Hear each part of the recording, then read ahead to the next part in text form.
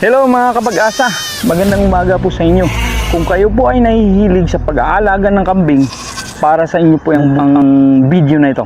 Sa pag-aalaga po ng kambing guys, kailangan talaga gusto natin o kaya hilig natin.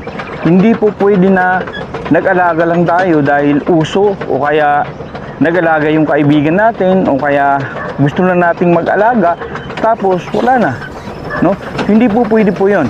Kailangan hilig po natin siya kasi kapag hilig natin siya guys, mas mabilis at madali po nating matutunan kung paano po mag-alaga ng kambing at mas maayos po natin siyang magagawa kasi may pagmamahal tayo sa ating mga kambing.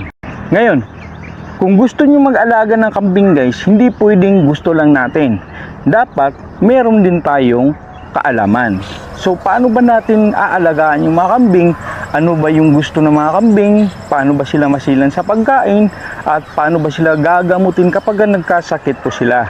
So kasama po yun sa dapat nating inaalam at inaaral po, no?